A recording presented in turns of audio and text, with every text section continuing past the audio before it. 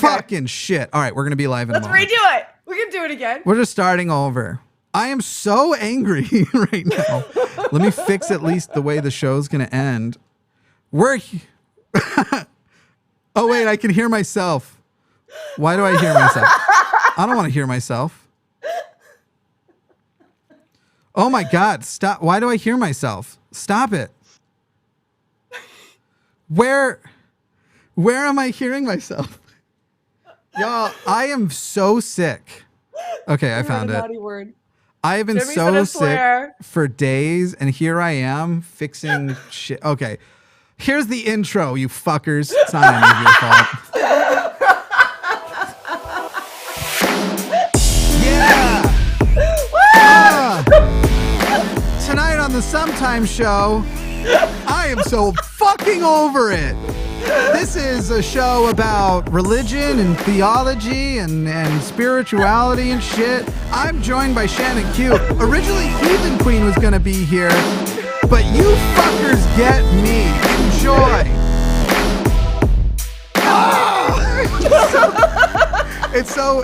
This has to be so alarming for all the people who are just being thrust into my frustration without having any sort of thing. Here's another thing. YouTube, I get it. You want me to insert an ad every 10 seconds. Here's what's going to happen. I'm going to click insert ad now. Sorry for everyone who's going to get it. And now I'm going to tell you when the pop-up comes back up. Boom. Looks like a good time to insert an ad from YouTube just now. That was like 10 seconds apart. Do you hate my viewers? You want ads every 10 seconds? I hate everybody's viewers. I mean, every time I do a live stream, I have to go place because it's like, would you like 57 ads in the first 3 minutes? Yeah. Of this live stream? Like, no, nobody would. That's the funny thing. We've been experimenting with trying to manually place the ads during the show. That way, after the show, it goes with just what our during the show ads look like. But then some people who watch live are not happy about that. They would like this show completely free and give you nothing. But anyway, it's been a whole fucking thing. I'm here. Who am I? I'm Jimmy Snow. I forgot for a second that I have to press the button. Good night, everyone. We're quality content. We're fucking out of here. You and I can't do shit together because I'm a dickhead. Sorry. Oh man. Nobody fucking cares. We're having a day, y'all. Look, here's the thing. You all think we were late. Nuh-uh. We were doing the show. It didn't go out. The YouTube settings. My default YouTube settings keep getting changed. What's the point of having default settings, by the way, if that's the case? It's actually somebody's fault, but I'm not going to complain. Not on air. Anyway. I'm cursed today. I'm going to take a deep breath in. Nobody wants to co-host with me. Well, it fucks. Call the show. We'll see what happens.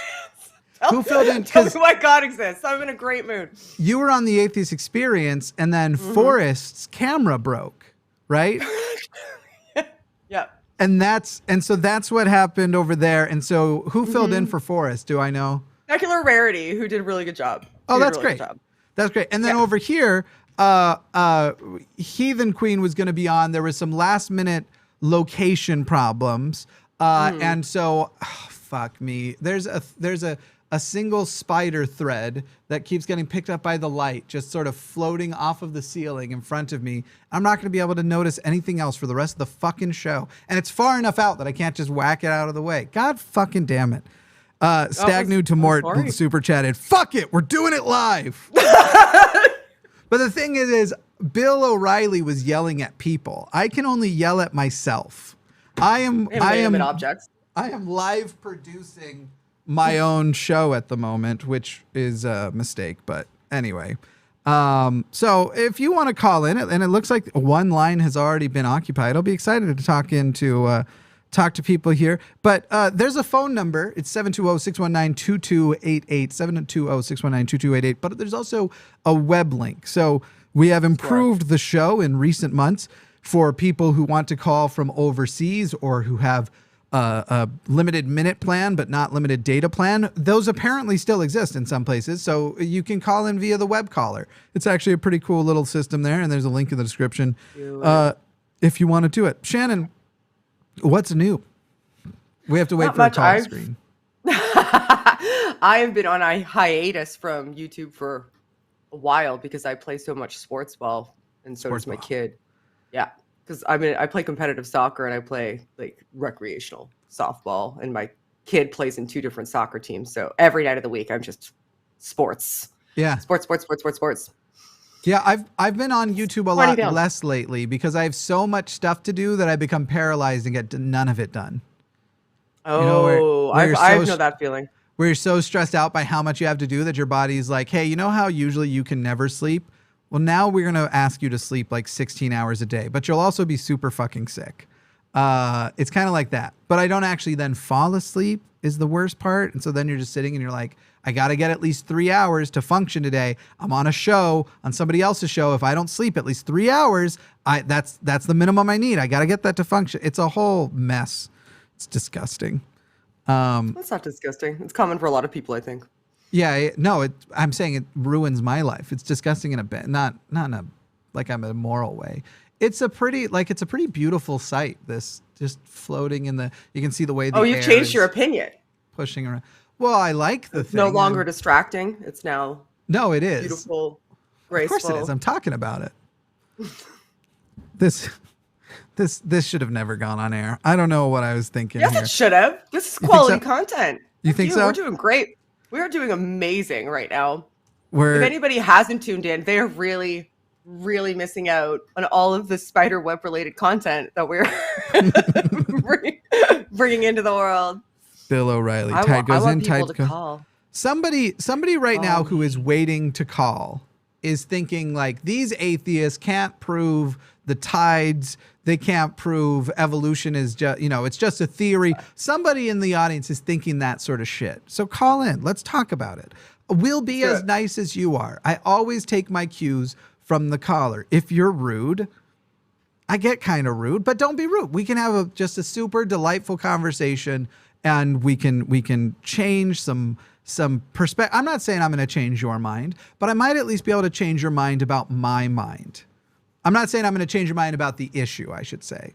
I want you and I to talk and go, okay, while maybe I don't agree with Jimmy anymore, I have a unique perspective that I didn't have prior to that call into why he believes that way. But also, I'm going to change your mind. You won't believe in God anymore at the end of the call. No, I'm kidding. That's only happened on a show I've been on once, where a person started a call as a theist and ended it as an atheist. One time. That would be super cool. Like really, really super cool. I don't think I've ever experienced that, or at least they've not articulated it to me in real time. I've had people reach out to me after the fact, either because of a video or a call, that'd be like, okay, that tipped me over the edge. Sure. Like that was it. I've never had that experience. That must be a really cool experience. No, because I overthink everything. And so my whole thing was, when it happened afterwards, I was like, ooh, how stable of a belief did they have before? And how stable is their atheism defense now if it was that easy? Do you know what I mean? Where it's like, I've been present as a Mormon for the people who are like, I don't know about you Mormons. And then they're like, but what if we offer you community and good feelings? And they're like, wow, after 2 hours of talking to you, I'm ready to get baptized. Like, I've seen that happen too much, where I'm like, I don't really love the rapid. If somebody like says like, I'm already basically on my way out, that, I'm pretty much done. I guess that's a different thing. Why is my video so dark? Is it because my room is just so light and airy? No, because I'm seeing it seems dark by comparison. Is it because I radiate such light internally that I think when you're I know juxtaposed next to me? So you're saying that's not it? Is that no, I think it's not because I am such a bold and powerful, radiant light in the world that by comparison. Oh, okay. I guess it wasn't it. This is going to be me for the rest of the show. No, don't do that. I can't look at your face right now. Don't do that, Jimmy. Thank you. I'll lighten it a little. I do got to figure out something whack happened here. I don't know why I'm so dark. It's not supposed to be this dark, but I'll figure it out another day. Well, I stand by my original statement. I think it's because I'm so freaking radiant. But I mean, whatever. That's fine. We can go with facts and logic if you want, and light settings, but that's okay. That's okay too, I guess. If you want. If that's what you're fucking into. Your opinion. That's just like your opinion, bud. Sounds like Is it this one? All right, I guess we could. This person's been waiting on the line long enough. We could take the call. Let's talk to Steve in the USA. Steve, how are you? Steve, can you hear me? Hello? Hello, Steve. Hey. Yes. Sorry, I didn't get the beep there. It went to dead silence. Oh, my bad. That might have been my fault. I don't know. Jimmy's having fun with tech today. worries. That's what we're going to retitle this show. Fun with tech. Today's episode will be a Let's see success what if I happens. don't flip the desk. If I don't just rage flip the whole Fuck thing. this place. I'm leaving. Get it out of here. Not because of you, Steve. Yeah, I'm sure you're delightful. you're probably the best. Steve, what did you want to talk about? Well, first of all, I wanted to say that when you talked about conversion, you did convert me. You converted me from an atheist to a theist. So there you go. From an atheist to a theist. No, I'm kidding, Jimmy. Got it. Oh, okay. No. I was just making sure I had it clear because I was like, that is not what you told our call screener. And you know what? I would not put it above a theist to call in and be like, my faith is actually stronger because I spoke to you. And it's like, yeah, sure it is. Sure it is, bud. Well, I left out the critical step. Shannon converted me back, from a theist to an atheist. So Got it. There you go. That checks Why out. are you so dark, Jimmy? Everything's lighted I don't up. know why. That's why you converted me. You're so dark. That's what it is. Yeah, I know. I get it. You know what's funny is I actually wouldn't doubt a person calling and saying my faith is stronger because I spoke to you. Because in my opinion, if your belief isn't changed, if your mind isn't changed when actually approached with like actual skepticism and rational ways of thinking, you would need a higher defense against it after you have a conversation which engages with such a system. So your faith would have to be stronger. I take it as a great compliment. It's saying that I got to you, and now you only have faith to get you through it. Anyway, go ahead. I don't. Yeah. Yeah. Yeah. No, I know what you mean. I mean, some of these. It seems like these beliefs are all self-sealing. Yeah. Like World War II fighter plane gas tanks from World War II. It just doesn't matter what you do. It's just like, nope. I've started taking to calling people like that back immune because it just like not as a derogatory thing so much as just like there's facts don't get through like no matter what you try. Yeah. So. Their contention is never that I somehow prove to them their belief is more sturdy. It's always I have more faith after the fact. And I'm like, yeah, I bet you fucking do. I bet you do. I probably did on my way out of my stupid beliefs too. Anyway. Yeah, that's right on the money. Jimmy, yeah. I'm sure you remember me from, I guess, last week. I was talking to you about the family stuff. Yeah. I wanted to zero in with you and Shannon on one topic more specifically. And by the way, Shannon, you've been a wonderful addition in my opinion, to AXP. I kind of like Jimmy and I were talking about. I have wondered sometimes about just the tone to set in dealing with people with different belief systems, and I feel like you strike a wonderful balance. And so it's a real treat. Yeah, it's a real treat to be able to talk to you about this as well, because I actually wanted to talk to you about this as well. So to have the both of you on the line, you're specifically the two people I wanted to talk to about this. Just a brief recap from last week. That's just to kind of set the stage, so to speak, or just make this question make sense. I talked to Jimmy. My parents are fact immune. They're just in the fringes of the right wing. So far, it's off in the weeds. It's literally to the extreme that my dad told me recently. He's not just glad about like, hey, I'm pro-life. I'm glad to see abortions banned. No, like he's straight up. If you watch like Handmaid's Tale, that is literally like so where they're coming. Wow. Down to specific shots like them turning the corner. Nice. The Washington Monument has been turned into a cross. I mean, just some really just wild things, like my parents wanting to see oral sexting. My dad straight up told me, yes, I want to see that band. So just really, really goofy. Coming into my house without permission, after telling them, hey, don't show up without calling me first.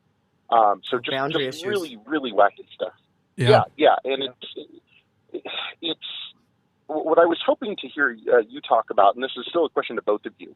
But the specific question I had wanted to ask you for a while now is I've heard you say religion is not a mental illness, but could we possibly talk about when, and I don't know how to phrase this exactly appropriate. I'm not trying to other people believe me, I'm big on not using religion as a mental illness as a pejorative, because that's what's made it so hard for me to get the treatment that I've needed, is it was used as a pejorative against me like my entire life. But Can we talk about like maybe specifically religious narcissism, or when narcissism is cloaking itself in religiosity? I mean, the frame of reference that I would try to use to describe how bad this is do you remember when you and Matt dealt with Jack? Do you remember him specifically? Well, that's kind of a generic game. The Canadian Catholic guy. That's how bad it is with my parents. Yeah. Except I couldn't get away from him like you could get away from Jack. Imagine never being able to get away from Jack, Shannon. You want to put a gun in your mouth yet? Right. So maybe we could talk a little bit more about when there is an overlap between it, when it isn't really religiosity. It's more like mental illness, maybe specifically narcissism cloaking itself in religion. Okay, so that's an interesting perspective to have. And I want to be clear that when I say religion isn't a mental illness, I'm not removing religion from the realm of mental illness entirely, because, and I've said this multitudes of times on any platform that I'm allowed on. I'm not saying that, there is no interplay whatsoever between religiosity or religion in general and mental illness. I'm just saying that it in and of itself is not a mental illness. So it very well could be the case that somebody is a malignant narcissist and they're utilizing religion in order to like coerce people or abuse people or gain power. That's entirely possible. That's more than plausible, and likely happens on a fairly consistent basis. So I think that there's an important differentiation between like me. So, like, I just don't want anybody to think that me saying religion isn't a mental illness means that there's absolutely no interplay whatsoever. Yeah, I also think, and I know Shannon here is an expert on it, but obviously I should chime in too. Well, much more so than myself. Actually, man here now to explain your field to you. I'm just joking. Go ahead. One of the interesting things that I've noticed that non-religious people sometimes do is treat this term mental illness the same way that people who are religious treat the concept of Satan, to where they're going to catch things with that mental illness term and sort of blanket it. And one thing that I want people to start recognizing is like, fucking people can be total pieces of shit without needing some kind of diagnosis to go along with it. You don't have to, every person who treats their opinion more important than yours isn't a narcissist just because they did that.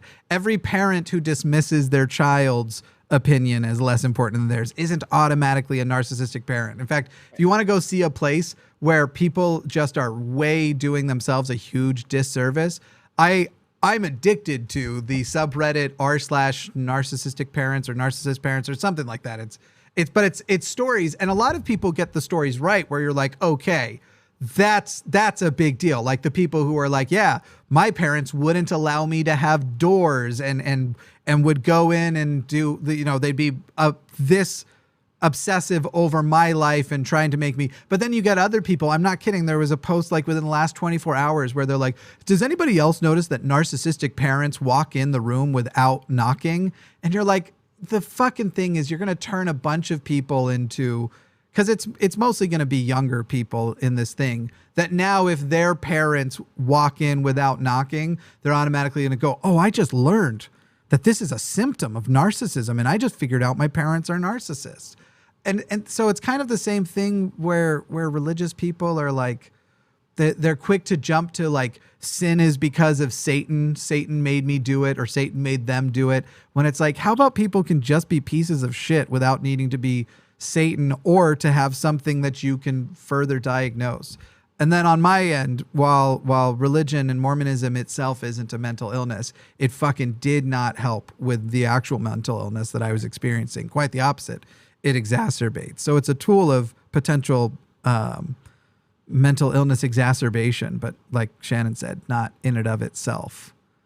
Yeah, and I sort of hear where you're coming from that, and I think I don't even know if I necessarily differ with you guys so much as it's something I've struggled with. I've tried really hard to engage in charitable listening. And I from, if we want to be real specific, I think it's covert narcissism as opposed to overt narcissism.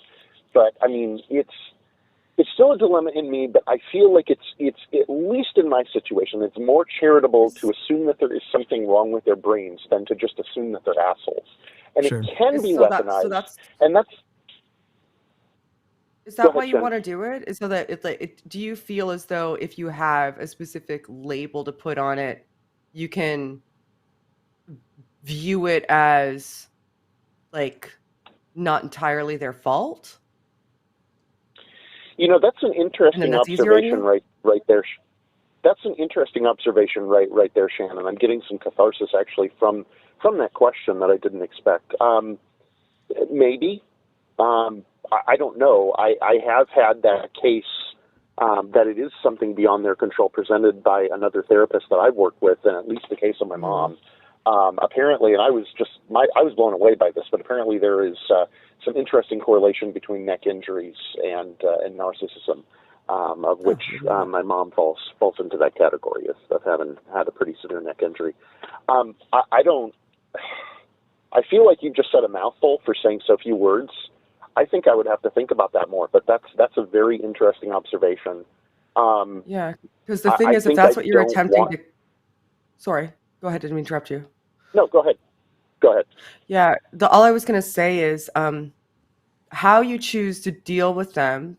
Like if you think that you viewing it as potentially not their fault or something that's outside of their control, and that's going and you want that possibly to be the case, so that you can engage with them more charitably.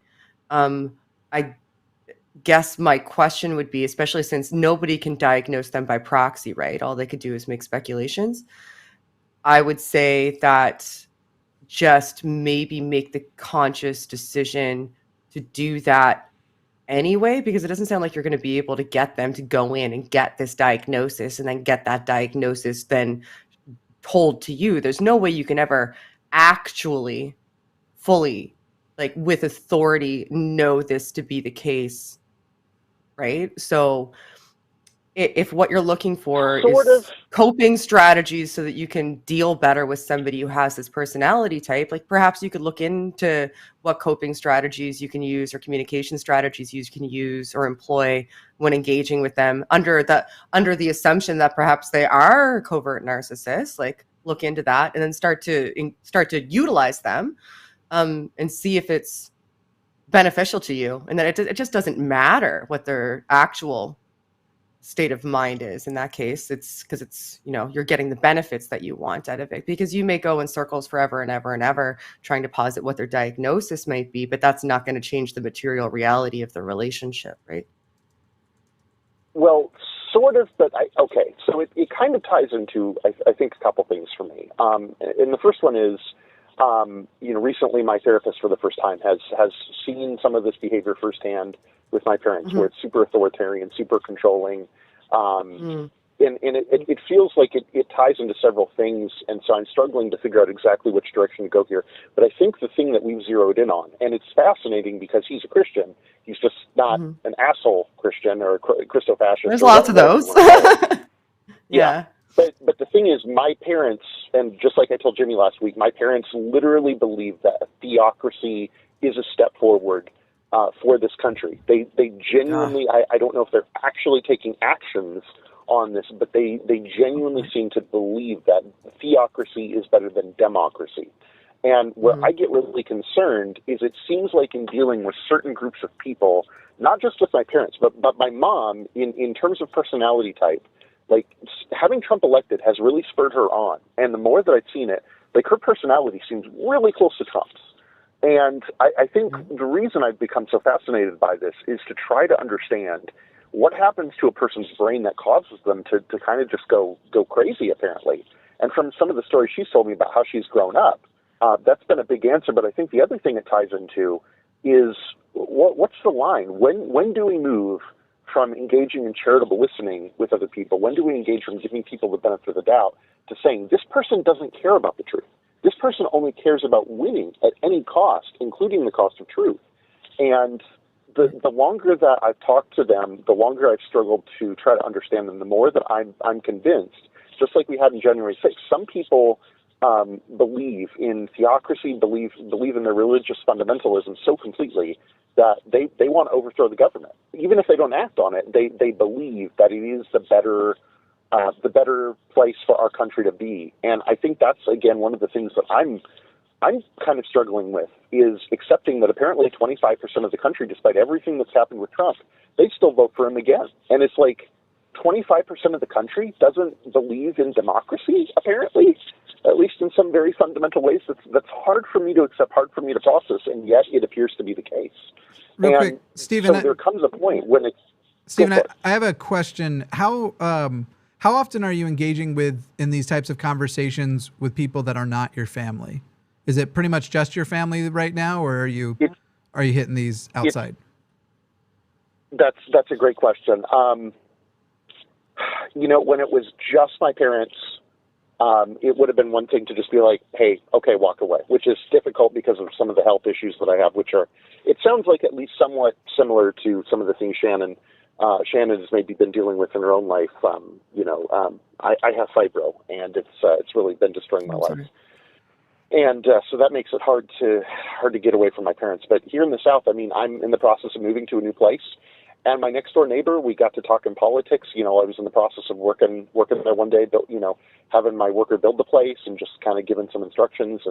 And next thing I know, we're into the topic where, we're talking about Trump and January 6th. And Trump is the best thing that happened to this country. And, and I'm like, well, they wanted to kill the sitting vice president. He's like, what's wrong with killing the sitting vice president? I'm like, oh boy, here we go. This is my new neighbor. And so I think the short version would be, living here in the South, it is far more common than I ever would have believed, to the point that if I have the money, if I have the health, I want out. I want out of the South and not looking back. So, Stephen, though, what I wanted to ask, the main reason I wanted to ask was to ask if the conversations you're having with people other than your family, do you find that the assessment of like how much they at least attempt to try and engage in good faith is different? Do you find that people who are not your family are a little bit easier to talk to, even as their beliefs are harder? Do you find that it's harder to talk to them? Is it just the one neighbor? Are you having these conversations a lot? Because basically the reason why I'm asking is because if I judged most of what my experience was going to be, and what my experience was going to be having conversations with people about religion just on how I interacted with my parents about it, I would have never started my channel. Because I would have just assumed everything was for naught, and that I was just going to devolve into anger, yelling, and hurt feelings, because that's the only way I know how to talk to my dad about anything. So that's why I was kind of... Yeah, I was kind of long-winded. I apologize, and to try to be more succinct. And I was trying to explain this with my neighbor. The mentality is far more common than I ever would have imagined. I for a long time persisted under the assumption this is just my parents, and the more people that I talk to here in this area, I mean, there's Trump 2024 flags up everywhere. There's Stephen, do they engage in the same way as your parents? Is my question. As far as talking, are they as stubborn, as hard-headed, as shitty about it, or would you say that they at least pretend, at the very least, that they're trying to hear you out, even if they're giving you totally unfair goalposts to try and meet? And that's what I was trying to clarify, and that's why I was giving those examples. So let me just be very succinct. Yes, it is as bad or worse with other people than I ever would have believed here in the South, and that's why I've started trying to at least say something about this, because like this is my parents have not happened in a black hole. Living here in the South has made this issue worse and stronger, and there are so many more people here engaging in bad faith than I ever would have imagined. So it is not just my parents. Could I recommend a book to you? I know that's a weird thing to say, but it's a phenomenal book. I just interviewed the author recently. I appreciate that. I recently had a chat with the author. His name's David McRaney, and it's a book called How Minds Change. And I love the book. It's a phenomenal book. I read it twice. I don't often do that, but I read it back to back twice, cover to cover, because it's very easy to read because he weaves the science into a narrative, but he talks about the science of how minds can change through dialectic strategies. And he uses a lot of examples from political canvassing, including, I believe it's called soft canvassing. I can't remember what it's called off the top of my head right now, but 2 shows back to back, my brain's turning into mush. But it goes into dialectic strategies that you can utilize in one-on-one conversations, specifically to help kind of cause people to assess their beliefs without it being so abrupt that they start to like push back. Because a lot of people think that they can just throw facts at people, and because they're presenting them with facts, that they're just going to go, oh, well, those are the facts, I guess I was wrong. But that's not the way that people change their minds by and large, right? People change their minds through becoming open to the facts and through introspection and through relating how the reality pertains to them, to other people, and engaging in empathy. Like, and it's a complex skill to master, but the book does a really good job of laying it out. So I would absolutely, because it's more than we could do in a phone call, but it's called How Minds Change, and it's by David McRaney. Okay. Yeah. I know so too. That sounds a lot like street epistemology, which is something there's I've a chapter on street epistemology in that book. It's chapter 10. Yeah. Which there you go. I'm glad it's just a chapter, because I've been talking to people a lot about how people bring up street epistemology a lot when we talk about de-radicalization and such. And there are a lot of people who see street epistemology as like the kryptonite bullet, and it's just a tool. It's one chapter in the book. It's one tool on the belts and stuff. And it needs to sort of be accepted more that way. It's a very exciting tool, as tools can be. I fucking love to use my wood lathe. I was very excited about it, but it's only one tool in the wood shop. It's only, how many more times should I make this metaphor? It's only one sports ball in the ball sports. One arrow in the quiver. There we go. Yeah. Nailed it. One thing though that's important. No talk of the quiver full movement. No talk of the quiver full movement. One thing, Stephen, though, that you should be cognizant of and be aware that you are probably a part of without even knowing it is there have been a lot of studies lately that show that de-radicalization comes subconsciously from being exposed to non-radical things. So, for example, they took these, they did a study surrounding people who watch Fox News and One American Network and all of this stuff, and they basically took these groups and they split them up, and they just started introducing these people who usually only watch the right-wing stuff. They added like I think it was an hour of CNN a day to their regimen, and the other people just kept doing their thing. And you actually found these people who, now, by the way, this isn't to say CNN is some great source of just truth and reality. Clearly, they are a profit-motivated, sensationalized network. However, as far as... You don't love CNN, Jimmy? No, I don't. But I actually love some of the people on CNN. I like some of the hosts there. Laura Coates is one of my favorite people in the whole fucking world. But she doesn't, not personally, she doesn't know who I am or anything like that. But anyway, but they don't expose you to completely radicalized nonsense, like these extreme ideas like stop the steal and stuff that are part of the dictator's playbook of how to overthrow democracy, call into question the media, call into question the validity of elections, all those types of things. Start loving you some other dictators and strongmen people. Anyway, it was that 1 hour.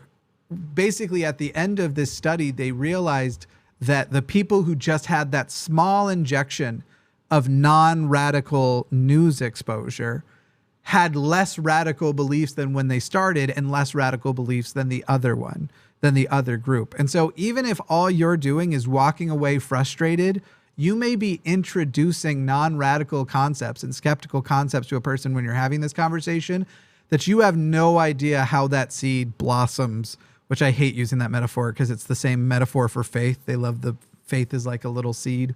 Shit, I shouldn't have done it, and I regret it, and I take it back. But you have no idea how that thing grows, how it's going to affect that person in the future. Being the non-radical exposure to radically minded people is a huge win. It's like it has lasting impact.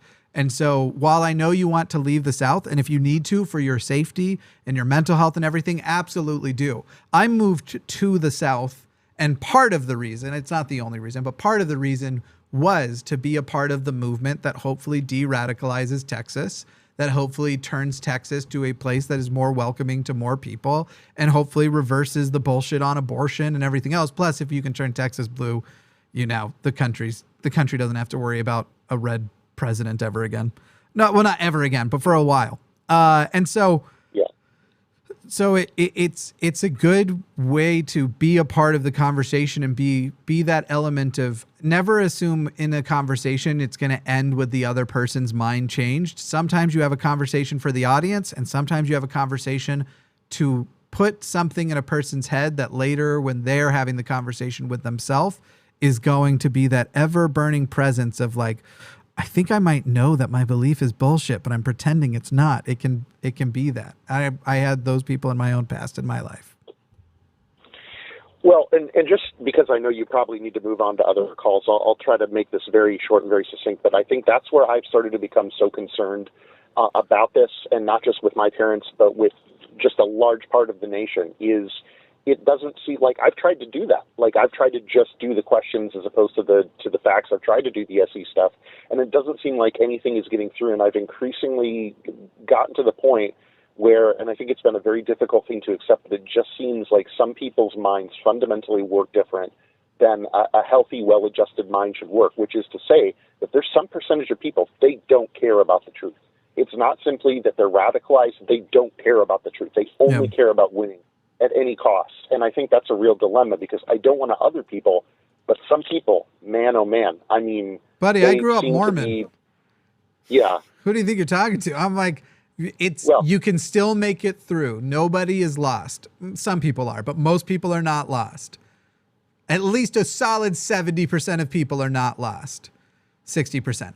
Sorry, I started at the top. And that's what I'm trying to clarify is I seem to be in the part of the country where there's a lot of people that it's not just that they're not convinced, they maybe don't want to be convinced, and they're not even going to try to get out of the bubble to expose themselves to information that might change their minds. Right. They think perception, surrounded by reinforcement. They think that the phrase perception is an individual's reality is some kind of compliment and not a call to try and go, fuck, I don't want a perception from reality that is devoid of actual reality. It's weird shit. Well, I lived in Provo for maybe, 3 years, and it was nothing compared to what it is here. It was honestly a very good experience for the most part. Had a couple bad experiences with RMs just going mental on me, but that's one of the things I would try to highlight. Like, Mormons are sane and well-adjusted people by comparison to what this stuff is here. I don't know if I agree, because I think if you go back to Provo, so the thing is Provo is technically still a university town, and like anywhere else, I'm not saying it's progressive. Compared to the rest of the state, it's going to be more progressive. I wouldn't call the Provo sampling like a good sampling of your in fact, you probably want to go out to some of the smaller Mormon towns, your Orums and such, to really get that hard exposure. Because even Wyoming, Laramie is the university town. It's fucking Wyoming, and yet Laramie's a pretty progressive town. It's a pretty blue town. So it's kind of one of those things where, you don't want to judge on just the one spot. Mormons, not only are they not better than what I think you're describing, they've been very attracted to what you're describing. Mormons are often anti-vaxxers. There's a lot of QAnon Mormons, all that shit. They cross. A member of a cult likes nothing more than to join another cult. Cult members just love being in multiple at a time. They collect them like scout badges. Wow. That's okay. Well, that in retrospect, that actually makes a lot of sense. I knew in the back of my mind college towns tended to be more progressive, but in another sense, the dots hadn't connected in my head. So that's a very good observation. Shannon, I just say by closing here again, I think you've been a wonderful addition to XP. I definitely enjoy the balance that you bring. I know that calls like Jack or Canadian Catholic are probably just drive you up the wall, but those are the ones that have made the most difference, because that's ground level for me. That's right where I'm at in dealing with people like my parents. So thank you for taking those hard calls. Thank you. It's kind. You're welcome. See you later, Steve. So on that note, I appreciate it, man. Appreciate it. Talk to you later. Thank you. Bye-bye. Bye. That was very kind. I find something so very interesting about people in live chats who think that this is going to be like the show where they're not just going to get booted super quickly for being a dick. I don't get it. Where they're like, there's no way they have. How I don't. this? That feels like people don't know the culture that you're creating on your channels. To me, Maybe because I feel like a lot of them are simple repeat rules, offenders with different accounts, but I mean, I could be wrong. That's the sort of. if that's the case, then I just feel bad for people like that. It's like, this is how you're spending your time. You're creating sock accounts so you can say stupid shit in live chats that barely anybody reads on the fucking internet. Yeah, how Like, is this a gratifying experience? To you? Yeah, knit a sweater. Pick up a skill. Learn a fucking skill. I don't get it. Because that's not a skill. I don't get it. Just sad. Let's see. You know what? Just to make things confusing, we just spoke to Steven with a V. Now let's talk to Steven with a PH. An atheist from also somewhere in the U.S. Maybe, I don't know. Steven with a PH. How you doing? From Tennessee. Yeah, Tennessee. Yeah, Steven like the meme with a PH. Yeah, excellent. Steven, what did you want to talk about? Well, the last call was great. I thought that covered a whole bunch on there, and I was going to tell firstly, I love you two guys. But to Shannon's thought earlier, she likes to make sure she makes her point clear about her stance on mental health and religion, and you've done that. It's really fun to watch you go 15 Uno cards on somebody when you get really tore up. That's 15 Uno cards right there. Yeah, it's really good whenever you get really ill at somebody and just absolutely start piling it on. Jimmy, you do too, but Shannon uses the big words. So. That's true. I don't got the big. I know words. I know the best words. Okay? You got the tenacity. I don't know what you're talking about. You got the aggression. She's got the vocabulary on the boat, though, as well. I've got the best words. The best words. Okay. Anyway, go ahead, Steven. What did you want to talk about? I appreciate you taking my call, man. This show's been absolutely awesome. But I just moral dilemmas in combat sports. I'm actually planning on getting interested in training and everything. I did there for a long, long time, and I was going to use combat sports as a motivation to kind of get in a little bit better shape and kind of finish my little progression of weight loss and everything else. But I have a big moral dilemma with physically harming another individual. And you were talking about sports earlier, so you understand and come to realizations about competition, and there's books been I've broken someone's leg. I want to get I physically snapped a girl's tibia in half. And she's delighted by it. I mean, well, she tried to kick me. So. That was a mistake she made, as far as I'm concerned. But yeah, I know what you mean. Rubbing's racing, and I guess soccer, y'all go for blood, so that's cool. Well, no, I was down on the ground. The main point is fielding a ball. I was a goalie. Oh, you down the ground? See, there. I was down on the ground shooting a ball. She tried to kick it out of my hands, which were in front of my face. So I shot my knee up to protect my face. And she made full contact with my knee because she was kicking hard. She thought she was going to get the ball out of my face, but instead she kicked me directly in the knee and snapped her tibia in half. And I walked off the field. And she was in a wheelchair, so I guess that's her problem. Don't try to kick me in the face. My God, so violent. I was lying down. I think we've come to the conclusion that soccer is not a moral sport to play. Well, no. To that point, okay. So you were wound up. You were very emotional in that state. Maybe you weren't thinking about the, overall greater care. Like you wanted to hurt that person, or you. I did not want to hurt her. In a combat. Well, in a combat sport, you're going into it with an effect of wanting to harm the other person to be able to gain points or to gain submission or something like that. Yeah. Right, that's the point of it. And ergo, how do you come into a competition knowing that there's an opportunity that you could become hurt, you could hurt another person? Is that just the game we play? Do you feel bad the day after if you think, yeah, man, that chick was trying to get the ball and I stuffed it right in her craw and maybe I shouldn't have done that. Maybe she was a little upset, and I just maybe could have handled it better, or, you know, something to that equivalent. Whenever it comes to physical fighting sports and combat sports, taking into account the other person's autonomy, that they, you know, have the remainder of their days to live throughout the continuance of their life. They have responsibilities, and this is a person of, you know, that not only other people may find a shoulder to cry on, but may depend upon financially. You know, how do you term and deal with those sort of things? You can toughen up and say, well, that's just part of the game. That's a contract you sign. That's just the hand that gets played when you walk in the ring, kind of thing. But at the exact same time, if we all are humanists, and I believe we're all humanists here, we all subscribe to humanism, if you will, how do you carry that on, having a career of maiming other individuals? Stephen, I think it's important to acknowledge that one can, as far as humanism goes, humanism's often going to just care that everybody's consenting to what's going on. And you can consent to harm. You can consent to being harmed, and you can pregnancy is like the one we do like the most. Pregnancy is super harmful. It's not a I've heard, and I, of the two of us, clearly I'm the one who should speak to this. I've heard it's not the best, but we can consent to. So, I mean, that's just a broad sort of like, you can consent to harm and being harmed. So then the question becomes, is there anything that comes along that maybe the concept of consent gets trickier, or you actually can't really consent to?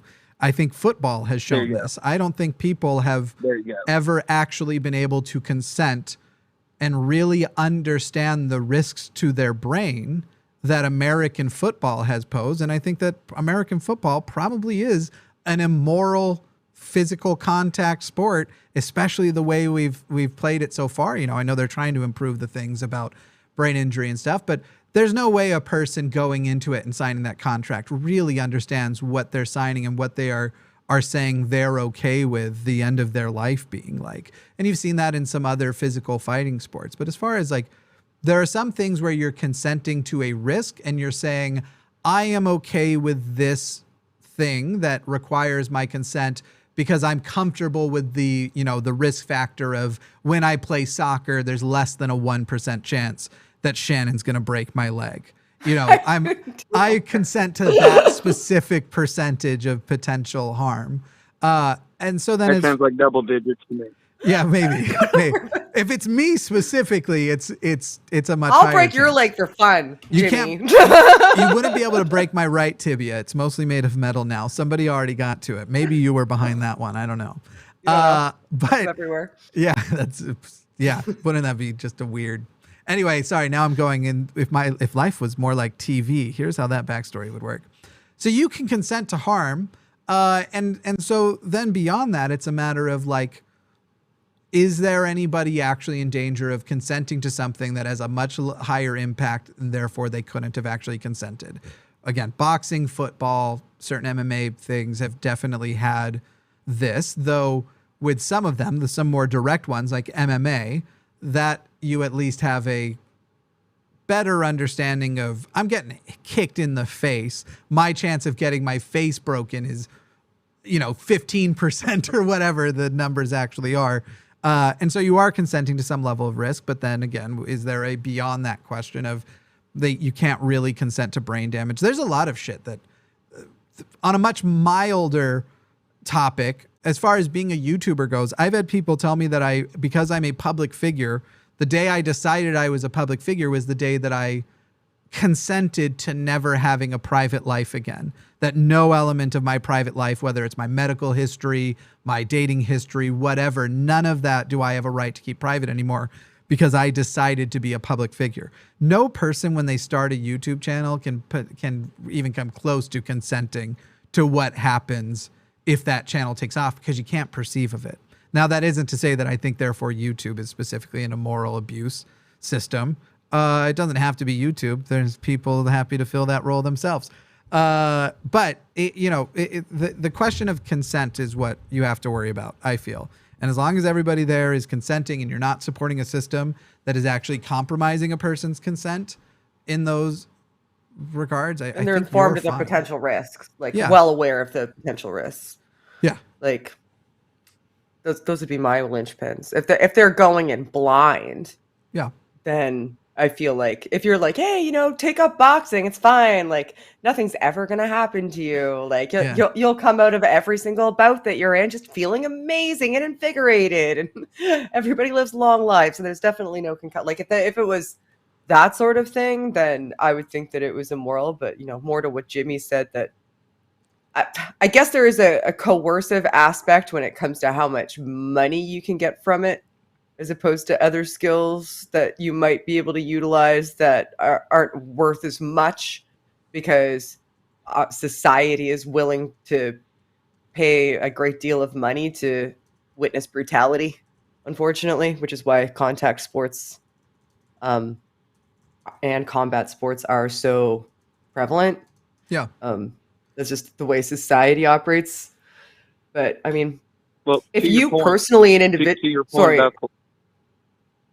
Okay, yeah, well, to your point about coercion, and there can be positive and negative motivations for people, and I completely agree with that. And to that point, since we now understand and have the premise of the understanding that there can be positive and negative coercion for this individual, is it more, I'll use the word honorable. Let's say honorable. Is it more honorable to me to be more sportsmanlike and to try to take care of another individual and say, if you're 15 points up in your soccer game, are you really going to start throwing shoulders to the people that are losing? No. Inside of a ring or something to that equivalent. If you know that you have the decision and this other individual is obviously in real trouble, do you try and wrap it up? Do you try and take it easy? Do you that if you've got it one kind of thing, do you then pull back, or is it even, especially in my specific example with like MMA or combat sports? Yeah, is it more honorable to just, honor the code of the warrior and say, you know what, he stepped in here, I'm going to give him everything because he stepped in here thinking that he was going to give me everything? I don't think that's honorable, because you're not in there as enemy combatants. You're in there as two human people who are engaging in sport together in that scenario. So if you see somebody is in trouble, I think the moral and honorable thing to do would be to prioritize that person's well-being. Yeah, exactly. Right. And that's what, like even Ali said, whenever in a couple of his fights, he's like, are you going to stop this or not? Looking at the referees and things. And so it's not the fighter's, priority and job to be a referee. It's the referee's job. But in that situation, again, is it more, are you giving more accolade and honor and respect to the individual by giving them 100%, 100% of the time, or is it more reputable for you as an individual to keep your own moral clout, to be able to say that I took mercy on that individual? I'd prioritize my morals. Have a really, really great fight. Yeah, I value my integrity, so I'd prioritize the well-being of another person. Yeah, I'm not even in like I can point to physical fights I've been in when I was younger where the other person got more hurt, and as soon as I realized it was like over, then you make sure that the other person is taken care of. But then also like even like when you're fucking fighting with assholes on the internet, I've had Shannon actually, I won't talk about who the third party was, but there was this person who was just absolutely going at me. I responded, they lost the argument, and you could see that they were in a mental spiral over it because of how little support they were finding from the argument. And when I witnessed the mental spiral, I messaged Shannon and was like, hey, this person who I'm not friends with, but you are, I think probably needs somebody to check on them. I think that's just basic common human decency. Maybe it's not. Maybe I just am trying to brag and make sure that everybody knows that I'm just such an enlightened fucking dude. God, it was that one argument that Jimmy won on the internet. We all remember that one it. time I won the argument on the internet. The only one. I don't engage on Twitter arguments anymore. I just call people idiots and leave now. And block liberally. Jimmy wins a fight and he puts his hand under the ground and underneath his fig tree and becomes enlightened and raises off. That's right. But God, I'm so enlightened. It's so hard being better than everyone. It's impressive. It's we bask in the ambiance of the greatness that is Jimmy Smith. Thank you for recognizing that. I appreciate that's that. That's what I always say. Everybody needs compliments. Hey, man. Hey, everybody needs compliments every day. Shannon doesn't need any. I'm sure she gets plenty herself. So, and just in case nobody told everybody you who talks about me on the internet has glowing endorsements. People are always talking about. They're like, God, that Jimmy Snow. He's so unabrasive. Just easy. Least abrasive person award. I keep winning that award. It's the craziest thing. People every time I join an organization, they're like, we have to create a least abrasive award for this guy. Well, you know, you broke the asshole barrier there, so I'll use asshole. You know, I have found that most asshole jerkness, anything like that, I found that that all breaks down to fear and inadequacy issues that just transition into however best coping mechanism that somebody's come up with. Anytime you can pull somebody out of that situation and be able to show them just how silly and maybe jerk them into reality. A lot of those people have a skewed perception of reality a lot of times and think they have to chicken hawk or show off and things of that nature. Whenever you show them a moment that we're all members of the same community, our kids drink out of the same well kind of thing, it really brings people around. Yeah, as long as that well is not in Flint, Michigan. Fair enough. Because then it would be lined with lead. It's all sad. Fair enough. Well, see, then you're sharing the same thing there. Hey, man, our kids are absolutely lead lined. That's why they're so aggressive. That's why people are so aggressive here in the South is because of the old lead lines. So. That could be. That could be. I think most of my assholeness comes down to. It's funny in the areas of my life where I am patient. I am extremely patient, but all the rest. I got none. It's such a short fuse. It's all patience related. But anyway, Stephen, I think this was a good, interesting. I like sort of talking about the secular morality and the implications of certain things. I've found myself similarly uncomfortable with certain ways humans emulate their past where they would enjoy watching people straight up murder each other. I actually don't know that the worst way we do that now has anything to do with physical violence. I think it's a lot of the way we treat each other online these days and the types of public executions we have there. But I can appreciate the idea where you're saying when you have something like secular humanism, which is supposed to prioritize the thriving of humans, it can be strange to think, how can I do that in a situation where I am consenting to be harmed and harm another person? Though one could make arguments about learning how to defend yourself, that you're becoming healthier, a better fighter, better whatever else, that there are reasons why that all works out and is actually good for both of you. But it's definitely something you don't just give no consideration to. Every example is going to have something different, and American football is probably still pretty fucking disgusting, and y'all should stop watching it. Anybody who's watching it still, I'm saying into the camera, you're an immoral piece of shit. No, I'm kidding. I just like to stir up shit. I just like to fuck with people. But no, everybody should be considerate of those things. It's wild stuff. Anything else before we let you go, Stephen, and head on to the next call here? Yeah, we're all unbelievably appreciative of the time and effort that you all put into everything. And not only just putting, well, to your point, Jimmy, you know, putting yourself out there for ridicule and everything else, but also invasive information finding as well, and everything that goes along with putting yourself out as a public figure. It's really quite brave and takes a lot of character and a lot of fortitude, and we appreciate your support. Yeah, it sucks. Don't do it, anybody. Anyway, thank you, Stephen. Yeah, it sounds like would not recommend. No lie. Yeah. Anytime somebody I like says, I'm thinking about going into YouTube, I'm like, don't. You shouldn't. Bad idea. How about don't? Nope. Anyway, thank you so much, Stephen. I appreciate the kind words, and it gives me a reason to make content this week, probably. All right, thank you, guys. We really, really appreciate you. Thanks. See ya. Hi, Stephen. Man, everybody's so nice today. I know. It's also funny that as he was sort of thanking us for the time we put in, the effort we put in, I was at that moment doing things to the show and the call-in system and everything going, I'm only going to do one more call. I feel like shit. I don't want to be on any longer. So while I appreciate, we're actually going to end tonight's show early. Not yet. We're going to take one last call here. That's not the one I would have picked. Well, that call actually, okay, we can do both because that call had called in and then I think must have lost the call. Okay.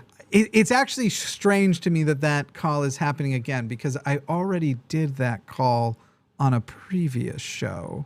The one that I was just talking about? The one that dropped? Yeah, the one that just came back on. I've already debunked this soul. Probably because I'm here would be my guess. And I talk about it all the time. I probably only have to, well, depending on how long this goes, we probably only really have time for one more anyway, because I've got a hard stop. I don't think this will be a long I'll leave it up to you. I don't think this will be a long one at all, because it wasn't long the last time. Hey, we're talking to Matt in, I don't remember where, the United Kingdom, is an atheist who believes he has a working model definition of the soul and wants to demonstrate that Shannon has one. Now, Matt, you and I talked about this last Sunday, I think, when I had student Dr. Ben on. Has your model changed at all? Have you changed? Because we pretty well didn't establish a good soul model. You sent me off. You set me off with my tail between my legs at that point. And I do want to reassure you, as I did last night, that you are funny. You're a really funny guy. Oh, thanks. I was watching yourself on with Aron. Oh, nice, yeah. Yeah, I appreciate that. All right, you've earned more time then by complimenting me. The only thing I care about, my sense of humor, is the only thing I need compliments on.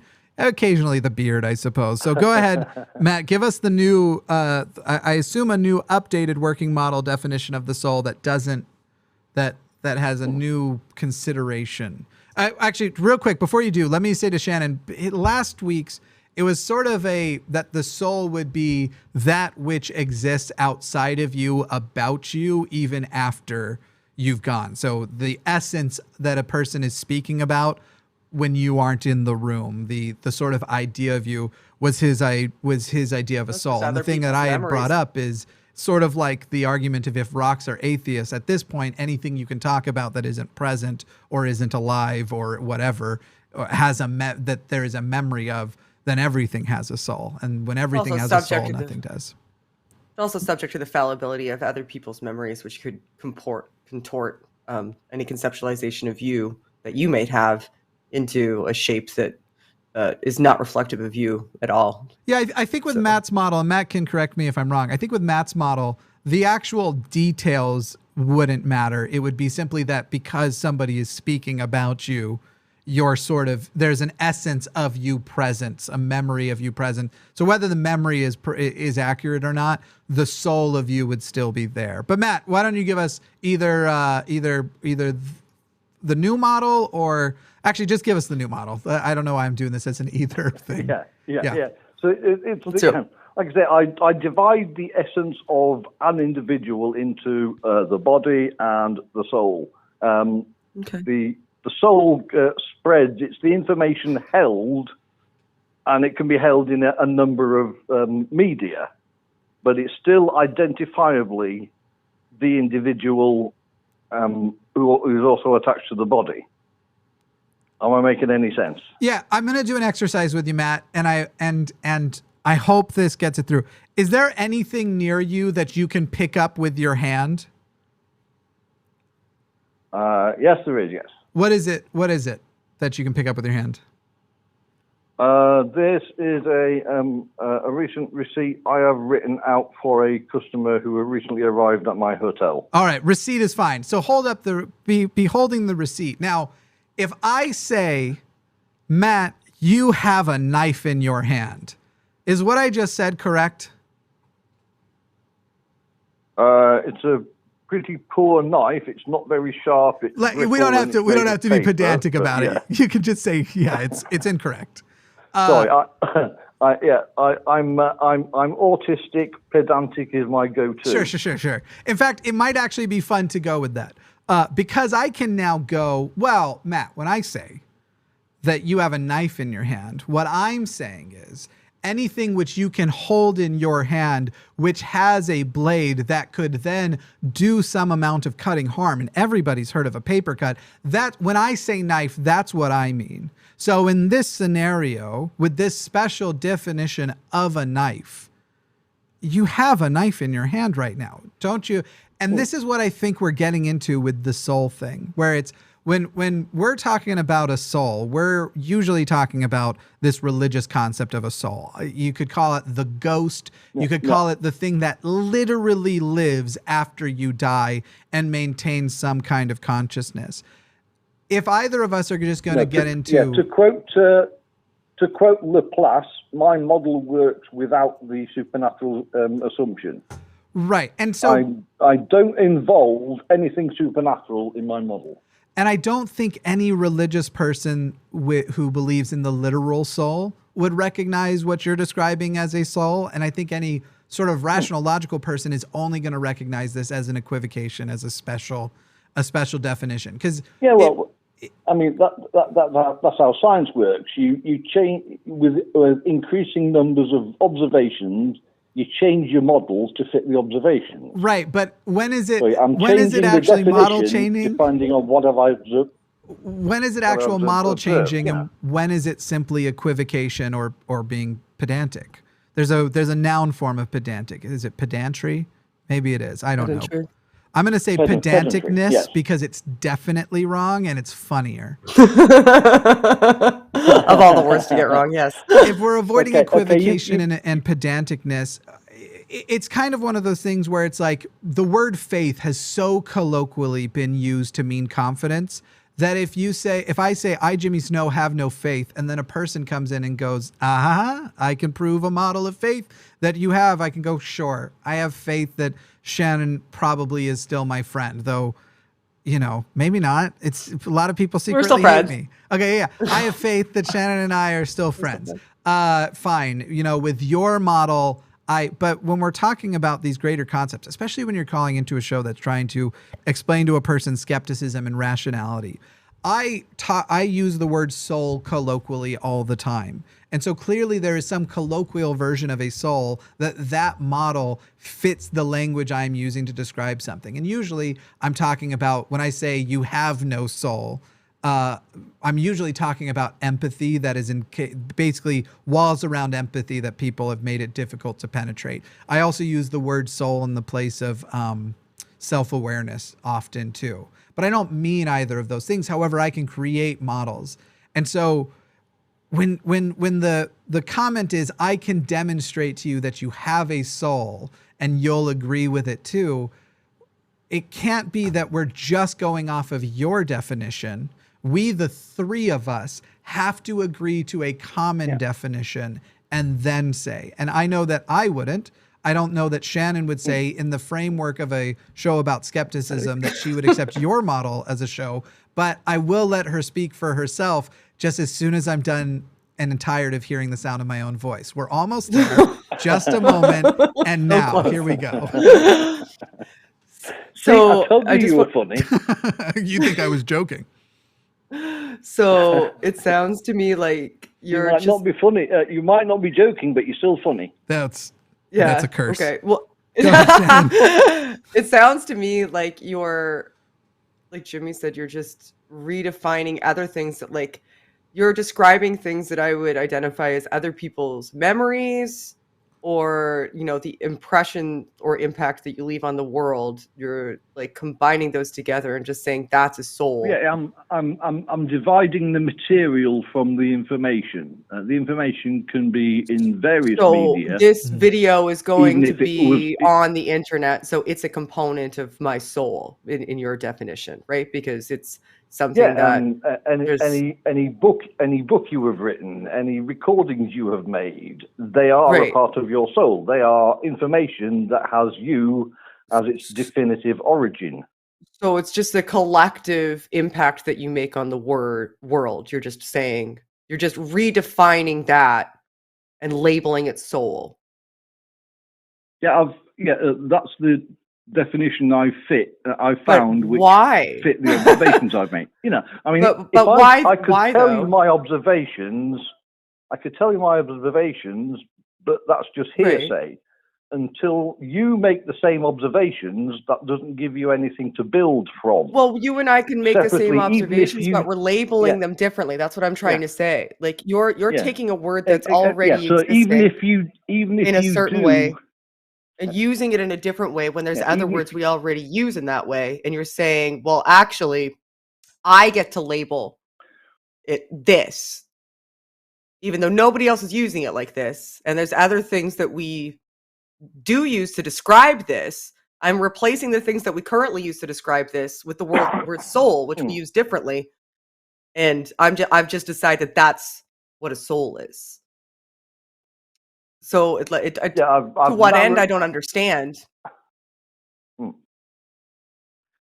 I don't understand because there's nothing meaningful that can come from it, right?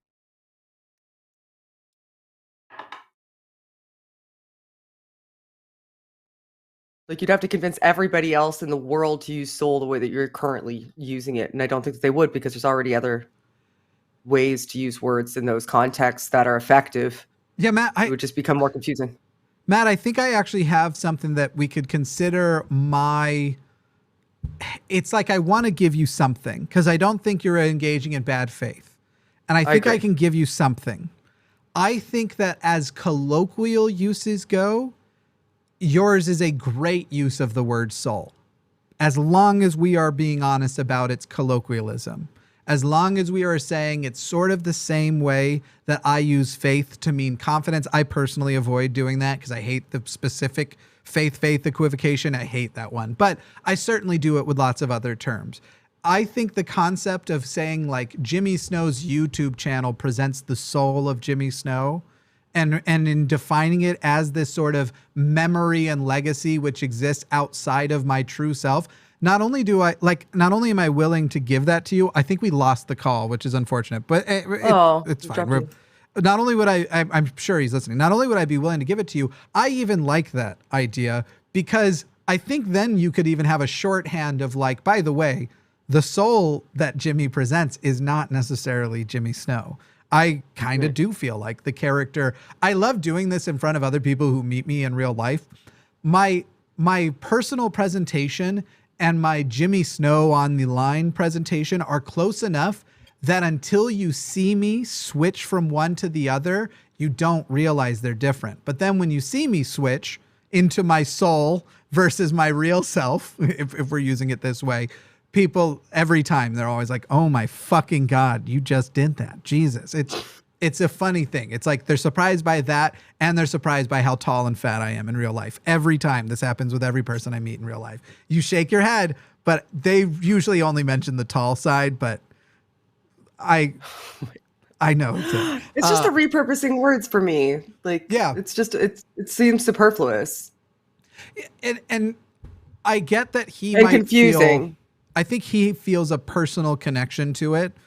It's kind of like, I don't know what his history is with it, so I don't want to presume anything. But did you ever have the experience leaving religion of like wanting to feel something replace the concept of prayer for you, where it might be meditate? And I think it might be something like that, where soul has a significant importance to him for some reason, might be historical, and so he needs to now interact with the concept of soul that satisfies the hole that's the soul has left, the whole soul. The soul that makes sense. Like he can no longer hold on to like the soul concept that what everybody means by soul, which is like, some sort of self-consciousness, like the essence of what it is to be you. He's just externalized that. He's taken it out of here and put it out in the world, but kept the label. My hypothesis exactly. Retain it. I suspect that's what's going on. I'm sure you'll call back in the future and let us know, because I want to know. I want to know what his attachment to that is. One thing he did say that before we move on to this last call that I want to make sure that people are cognizant of was he mentioned his observations, and that unless we have the same observations, we might not be. One thing that's really important to understand when you are a skeptic is that still shouldn't be good enough. I observe something and you and Shannon observe something does not make two anecdotes do not become data. The plural of anecdote is not data. And so you should never stop asking and questioning your beliefs just because you and somebody else observe something, especially when you come from a similar culture. If somebody here, well, I don't actually live where anybody thinks a chupacabra is real, but there's some.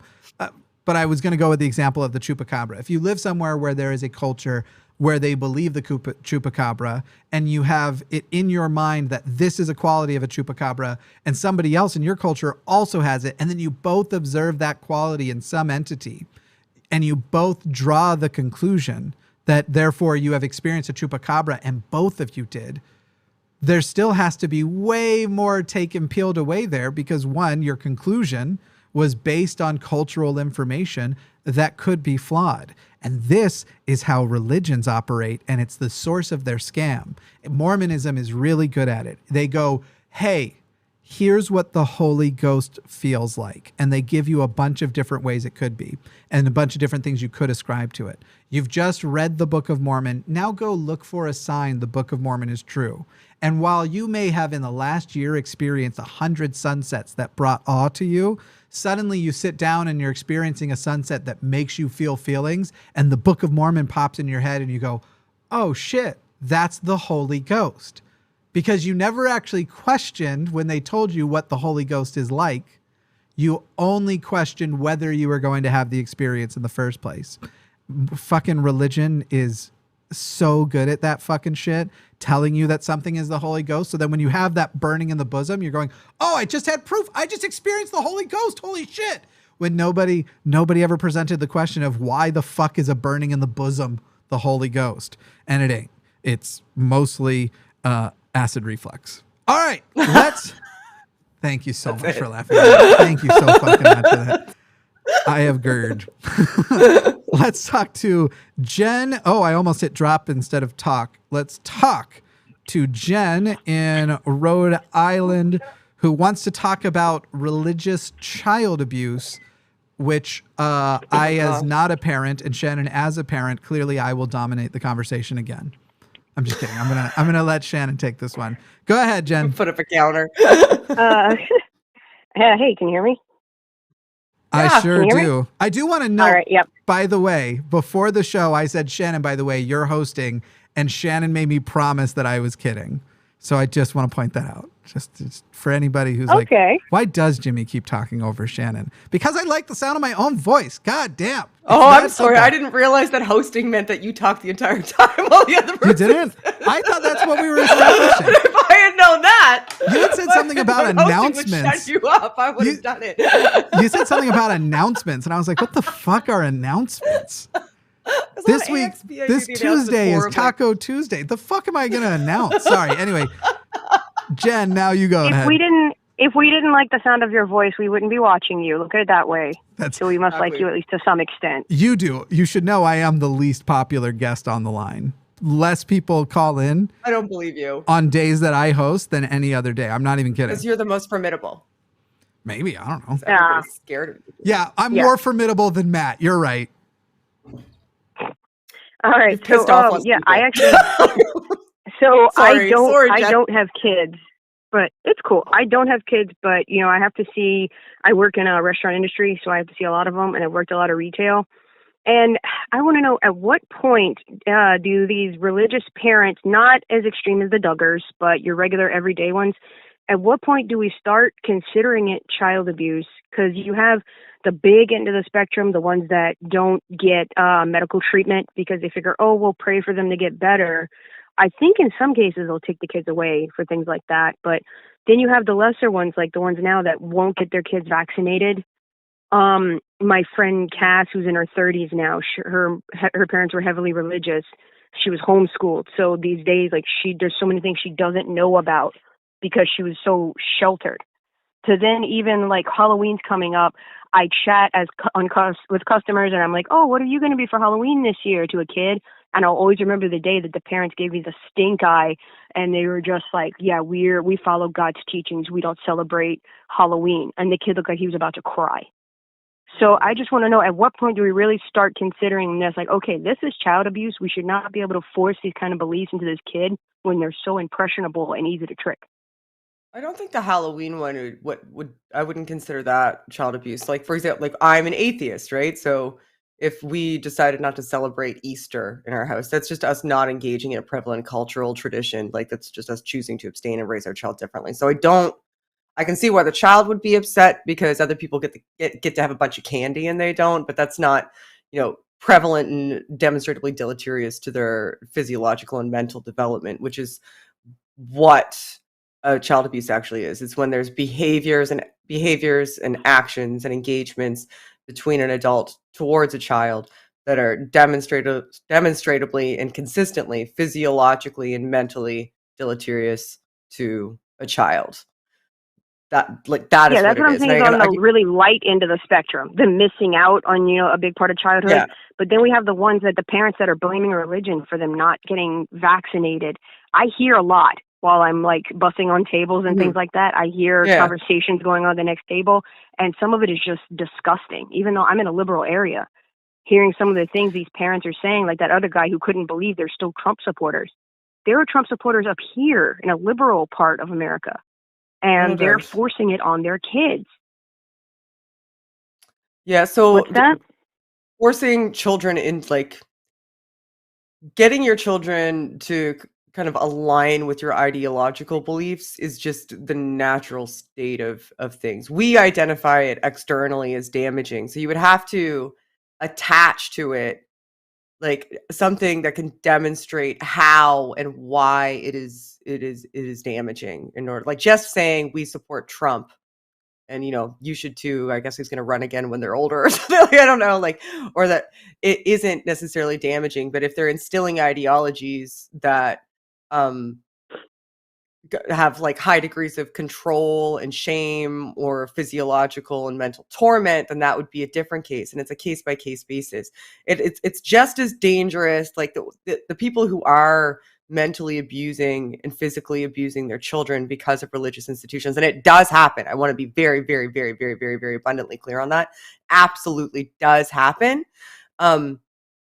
It's just as dangerous on the other side of the spectrum to misidentify people who have different ideological belief structures, like from a surface level, as being abusive. Like, we may disagree with how they're, like, the ideals that they're instilling in their child, but that's not the same as them withholding love or withholding food or engaging in inappropriate punishments or using a lot of mental control and emotional abuse. Like, all of those things can be absent, but they can be instilling a poor ideology. Instilling a poor ideology isn't in and of itself abuse.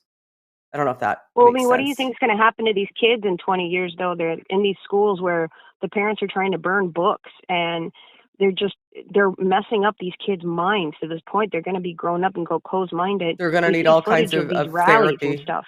Or they're going to turn out like their parents. But we can't, it's an incredibly slippery slope to say because they have a different ideology than me, their children should be taken away. It's a very dangerous precedent to set, especially since these things need to be analyzed case by case. Yeah, I feel like my own upbringing as a Mormon, there are definitely reasons why I should have been taken away from my parents, if you ask me. But the reasons you can isolate as separate from the religion, even though they were in the name of their religion. Kind of like I've talked about as far as Christians go. I don't give a fuck if a person's a Christian or not. I care about whether or not they reflect secular humanist ideas, because if they don't, I think that they are probably, basically, they are usually externalizing harm onto other people. Yeah. That's how I feel about other Christians. And so, like, with growing up Mormon, the things that were done in the name of religion or with the excuse of religion, spare the child, not the rod, and all that kind of shit.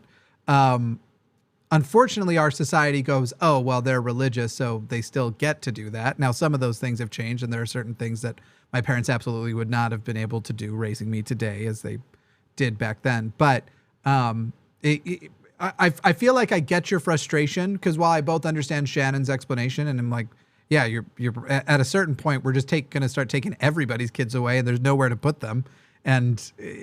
But at a certain point too, it's like we do allow the excuse of my religion says such and such to let a parent even abuse what autonomy a child should have for themselves, but also the autonomy of others, and the way that harm gets pushed out when you don't vaccinate your kid, the way that gets pushed out into the rest of society as well. So I get your frustration and everything. It fucking sucks. But yeah. Yeah, and that's just it. I figure because, you would keep saying freedom of religion, but the poor kids have no freedom from religion. And it's really messed up that it could be that giant spectrum of kids that they are going to need therapy when they grow up. They're going to be super messed up. Like I said, I just look at my friend that's in her 30s, that she's having all these repercussions from being a heavy Christianized, homeschooled kid.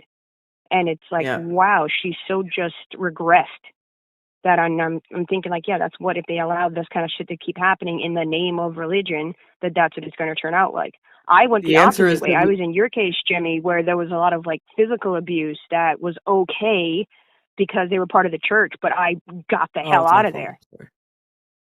I think the answer is that we need a more robust and well-operating mental health system and social services system that's better equipped to identify systems of abuse and how they're employed and go in and save children from it. Because I'm not saying that, like, I'm certain I prefaced it by saying that this absolutely does take place.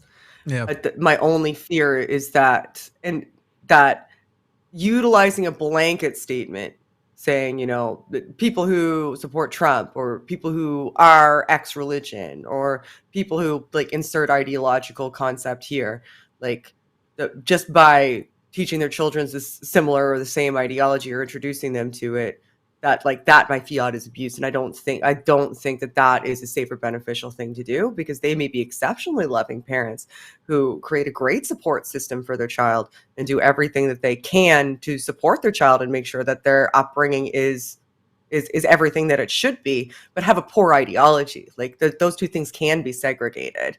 And like Jimmy said, also ideologies can inform actions. And because ideologies can and often do inform actions, that can result in abusive actions towards children as well. But we can't make assumptions. It's entirely case by case. We need a better system to identify and create resolutions. That's the ultimate answer. So if it's a primary concern, then we should all get on board with creating a better system of mental health structure. Jimmy, what's your take on like the kids' activities that they do at the church, basically like forcing them to go, like how as a Catholic growing up we had like the catechism classes, but how Jewish kids have temple and things like that where they're going to the schools with other kids, that they're just like turning them into religious soldiers.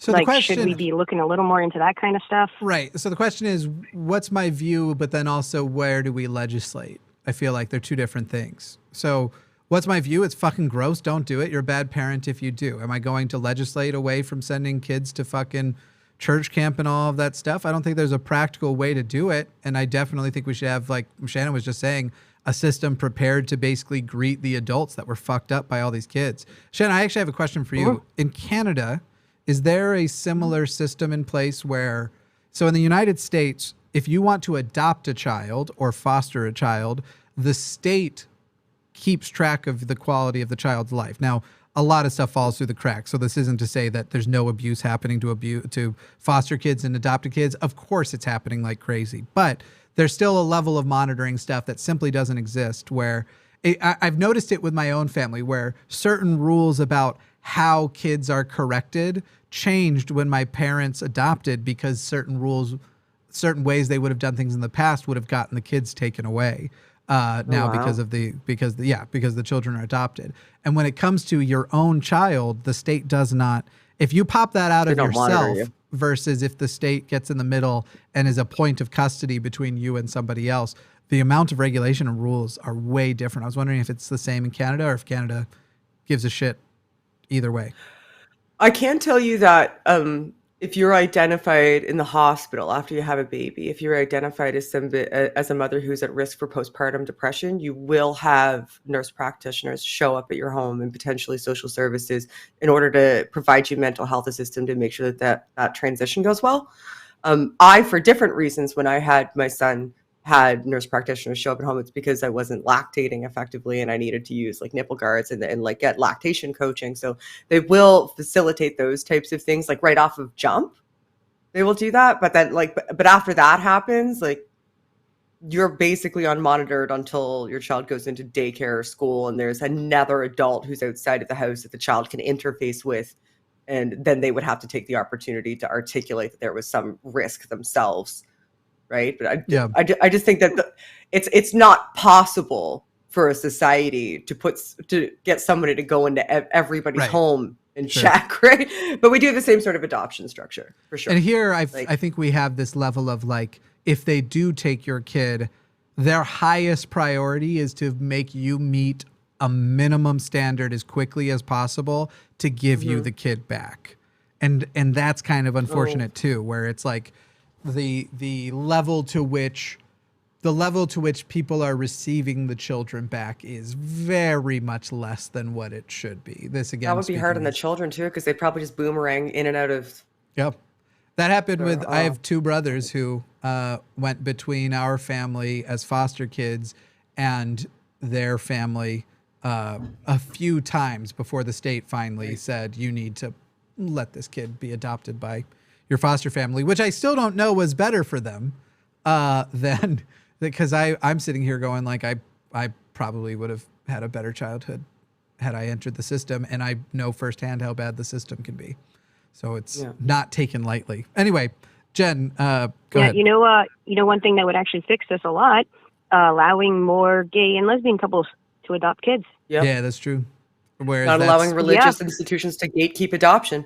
And the U.S. is now seeing, because of all of this Supreme Court stuff, that's going to become worse soon. That's awful, because it's already bad in the States. Yeah. Yeah. All right. Well, I thank you guys so much. Thank you, Jen. No problem, John. Good topic. All right. Have a good night, Jimmy. Bye. Bye-bye. Yeah, it's one of those times where you're talking about something where it just feels like there's not a good answer. Because, of course, you and I both agree, like, people are getting fucked up by their religious upbringing.